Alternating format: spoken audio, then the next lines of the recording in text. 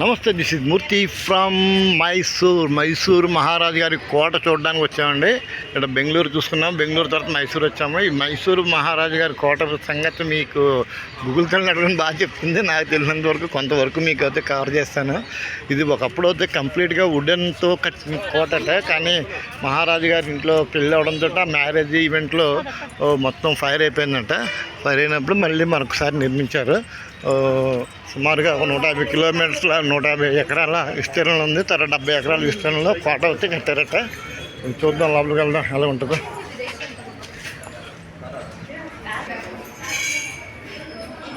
Wow, super అండి, చాలా బాగుంది. సింగల్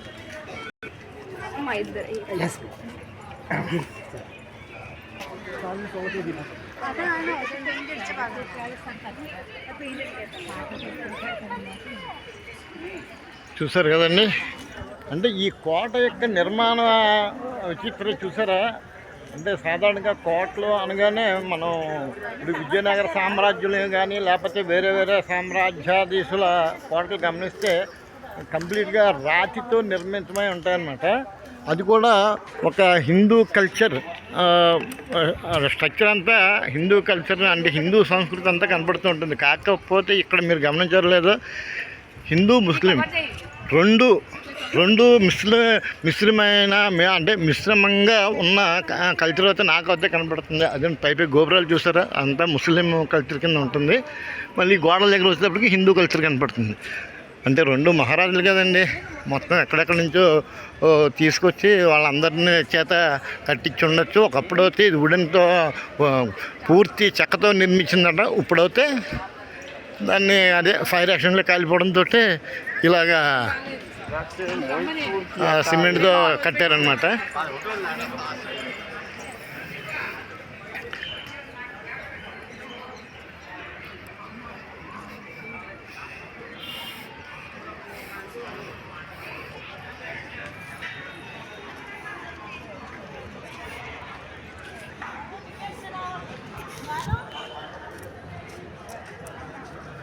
చూద్దాం మరి లోపలికి ఎలా చేస్తారు లేదా కెమెరా.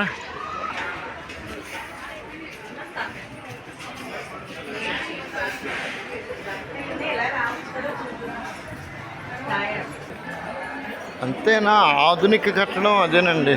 పురాతనంగా అప్పుడు కల్చర్, అప్పుడు కన్స్ట్రక్షన్ ఉంటేనే బాగుండేది. ఇప్పుడు అందరూ లేటెస్ట్ స్టైల్స్ తోటి ఇదంతా ఉంది.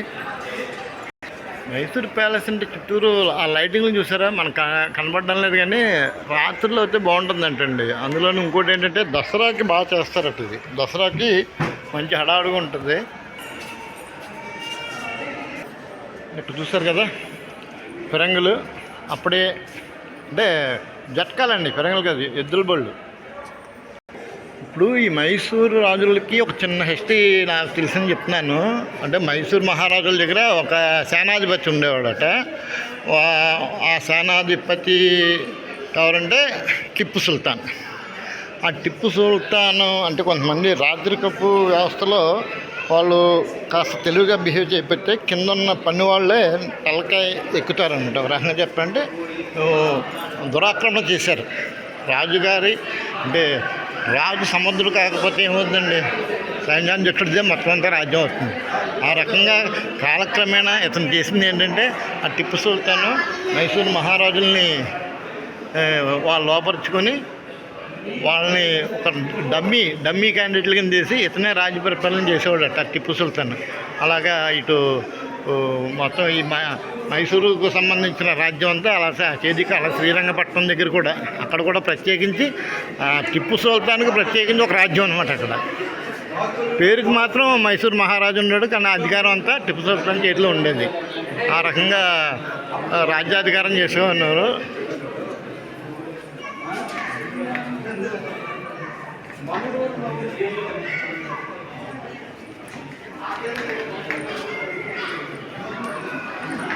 బాగుండండి, అంటే పూర్తిగా కాలిపోలేదు అనుకుంటా కొంతవరకు. అంటే ఈ టిప్పు సుల్తాను అంటే బ్రిటిష్ సామ్రాజ్యం వాళ్ళు పరిపాలనలో వచ్చిన తర్వాత టిప్పు సుల్తాన్ సంహరించబడి బ్రిటిష్ వారు చేజిక్కించుకున్నారు వ్యవహారాన్ని. ఆ తర్వాత వాళ్ళు కొన్నాళ్ళు పరిపాలించిన తర్వాత మన ఇండియాకి స్వతంత్రం వచ్చిన తర్వాత ఆ రాచరికపు వ్యవస్థలో కొంతమందికి అంటే ఇందులో ఉన్న కొంత ఆస్థానాన్ని రాజ కుటుంబాలకు ఇచ్చేసి రిమైనింగ్ అంతా గవర్నమెంట్ ఆధీనం చేసుకుంది. ఇప్పుడు గవర్నమెంట్ ఆధీనంలో ఉన్నదాన్ని మాత్రం మనం చూడగలుగుతున్నాం.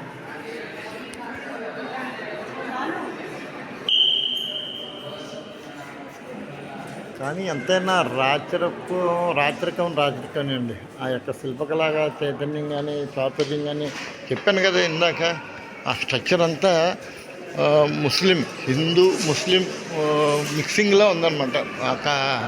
అంటే ఈ చమ్కీలు కలర్స్ కానీ చూస్తుంటే మీకు చూస్తే అర్థమవుతుంది. నాకైతే వర్ణించడం రావట్లేదు, అంత అద్భుతంగా ఉంది. ఇదండి రోజువుడితో చేసిన గుమ్మాలు అన్నమాట ఇవి.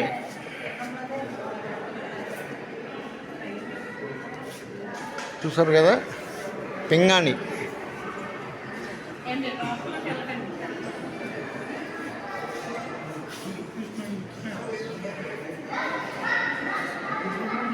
ఇది కొన్ని బ్రిటిషర్స్ ఏ రకంగా దీన్ని రూల్ చేశారనేది పెయింటింగ్ రూపంలో పెట్టారు. ఇది ఇక్కడ ఫైర్ వ్యవస్థ పెట్టారు చూసారా. ఇలా ఫైర్ సేఫ్టీ ఎక్విప్మెంట్ లేకపోవడం వల్లే అప్పట్లో రాజుగారి పెళ్ళిలో ఈ వుడెన్ కోట్ అంతా ఫైర్ అయిపోయి తర్వాత మళ్ళీ సిమెంట్తో కట్టారు. ఇప్పుడు ఆ రాజుగారి హిస్టరీకి సంబంధించిన ఆనవాళ్ళు ఇవి.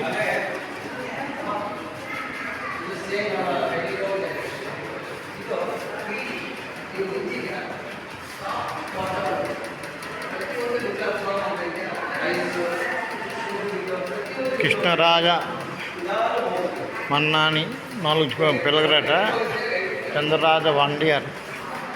అంటే ఇది వండియార్ ఫ్యామిలీస్ అండి. ఇప్పుడు మన విజయనగర సామ్రాజ్యంలాగా ఇక్కడికి వండియార్ అని చెప్పి అదో రాజకుటుంబం అనమాట. వాళ్ళు రూల్ చేశారు. వాళ్ళ హిస్టరీ అంతా అక్కడ చిత్రపటాలు పెట్టి. అప్పట్లో ఫోటోలు లేవు కదండి, పెయింటింగ్లే. వాణి విలాస సన్నిధాన కంపాంజన.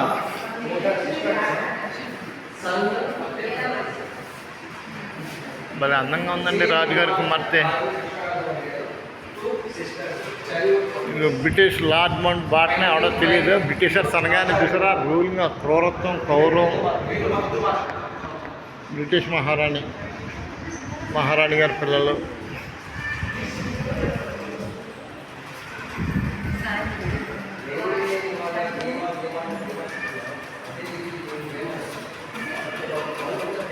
కృష్ణరాస వండియార్ 1884 నుంచి 1940 వరకు. ఆ వండియార్ ఫ్యామిలీ అండి. కానీ అంతైనా రాజే. ఆ టీవీ చూసారా,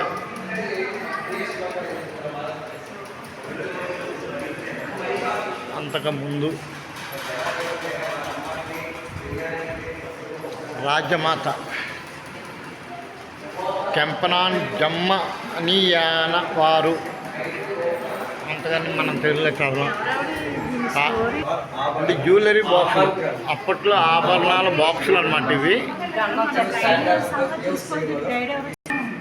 అంటే కిందనే చూసారా గుర్రపు పాదాలు, రియల్ అన్నమాట అవి.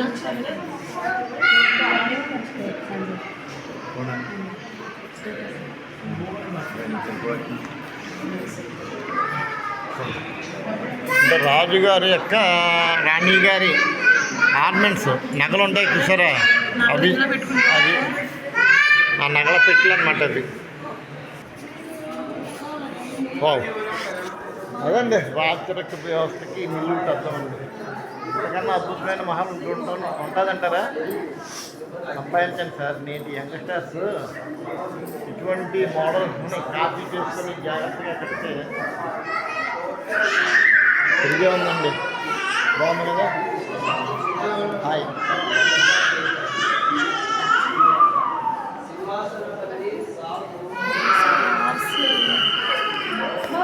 Mysore horse rear garden. కానీ రోజువుడి తలుపులండి, అది మాత్రం. ఇది మీకు ఏమనిపిస్తుందండి ఈ ఏరియాని చూస్తుంటే? రౌండ్ మెట్లు చుట్టూరు. అంటే బహుశా ఇది క్రీడా ప్రాంగణం ఏమో అనుకుంటున్నాను నేను. అంటే మన వాలీబాల్ కోర్టులో ఉంది. అంటే ఇక్కడ రాజులు, రాణులు, చెలికెత్తలు వీళ్ళందరూ అంటే కింద ఉంటారు. ఆ పైన అద్దాల మేడల్లోంచి మహారాణులందరూ కూర్చొని చూస్తుంటారన్నమాట. ఇక్కడ వినోద కార్యక్రమాలు ఇక్కడ జరుగుతూ ఉంటాయి అనుకుంటున్నాను నేను. బాగుంది.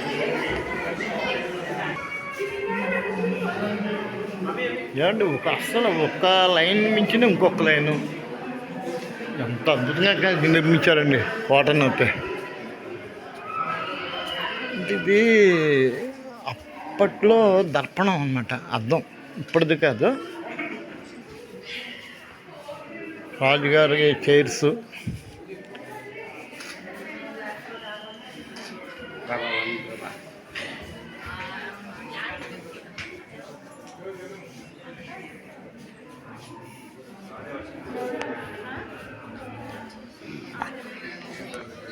అదండి రాజుగారి అద్దం అట్ట. ఇది చూడండి, చైర్స్. చిన్న రాజావారు కూర్చునేది, పెద్ద రాజావారిది. రాజుగారు చిత్రపటం. అంటే అంబారీపై, ఏనుగు అంబారీపై ఊరేగుతున్నట్టుగా అప్పటి సింహాసనాలు.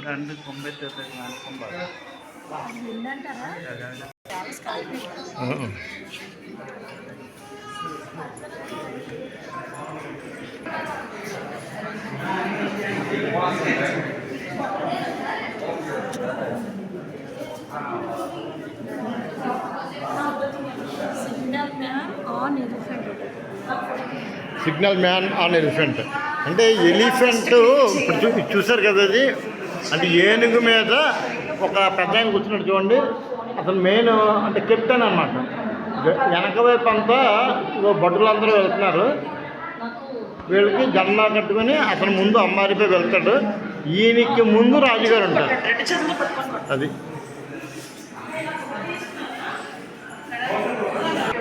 డేలో ఇలాగుందండి. నైట్ లైటింగ్ వేస్తే ఉంటుంది, ఒక లెక్కలో ఉండొచ్చు. చూద్దాం.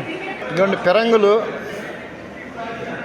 ఫిరంగి వ్యవస్థ. అంటే ఇప్పుడు మీకు మైసూరు గురించి చిన్న స్టోరీ ఇంతకుముందు చెప్పుకున్నట్టున్నా కదా. అంటే టిప్పు సుల్తాను, అంటే మైసూరు మహారాజుల దగ్గర టిప్పు సుల్తాన్ వారు సైన్యాధ్యక్షుడిగా ఉండేవారు. కానీ వారిని ఒక రకంగా మెస్మరైజ్ చేసో ఏం చేస్తారో, రాచరికాన్ని ఒక రకంగా మరుగున పడేసి టిప్పు సుల్తాన్ కైవసం చేసుకున్నాడు. మొత్తం రాజ్యాధికారాన్ని చేసుకుని శ్రీరంగపట్నం దగ్గర ప్రత్యేకించి టిప్పు సుల్తాన్ ఒక రాజ్యాన్ని ఏర్పాటు చేసుకున్నాడు. అట్ ది సేమ్ టైమ్ ఈ మైసూరు రాజ్యాంగ ఈ కోటను కూడా తన రాజ్యంలో తీసుకున్నాడు. అంటే చరిత్రలో మైసూరు రాజులే పరిపాలించినట్టుగా ఉంటుంది, కానీ కాలక్రమేణా మైసూరు రాజుల యొక్క హవా తగ్గిపోయి టిప్పు సుల్తాన్ యొక్క హవా పెరిగింది. కాలక్రమేణా బ్రిటిష్ వారు రాజ్యాధికారంలోకి రావడంతో టిప్పు సుల్తాన్ని అంతమొందించి వారు ఈ సామ్రాజ్యాన్ని, భారతీయ సామ్రాజ్యాన్ని కైవసం చేసుకున్నారు.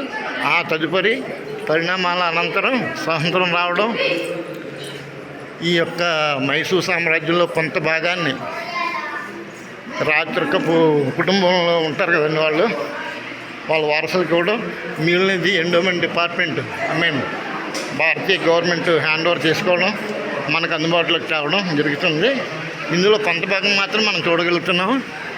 రిమైనింగ్ అంతా వారి ఇంకా ఆ రాచరికపు వంశస్థులు ఆధీనంలో నడుస్తుంది. అది రాజుగారు పక్కన భటులు, రాజుగారు మంత్రి గారునండి. భటుడు అయితే కత్తి ఉంటుంది కదా. Wow, super.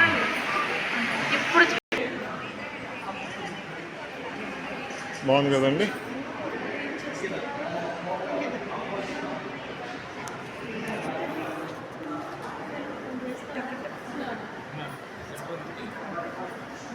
ఇంకా నా దగ్గర అయితే వర్ణించడానికి పదాలు లేవండి. ఇది మీరే చూసుకోండి. Only photos. Only photos. Okay okay sir.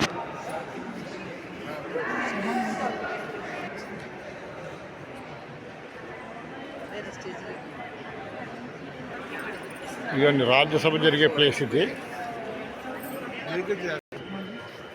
Ceiling చూసారా? ఇవి ఇప్పుడు పెట్టినాయేనా కదా, అప్పుడు ఏం కాదు కదా. ఈ ఆల్రెడీ పెట్టినాయేనా, అప్పుడు ఉంటాయి. అండి సీలింగ్ ఆర్ట్ చూసారా? ఇప్పుడు వస్తున్నాయండి ఇటువంటి. అంటే కానీ అప్పట్లోనే ఇంత అద్భుతంగా తీశారు. కాదు, రాణి గారు వాళ్ళందరూ ఆ కన్నాల్లో చూసేవారా?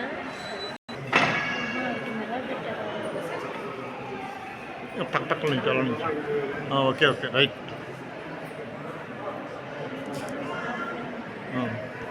అండ్ ఆయిల్ పెయింటింగ్ అండి, ఏదో గ్లాస్ ఉన్నట్టుగా ఉంది కదా.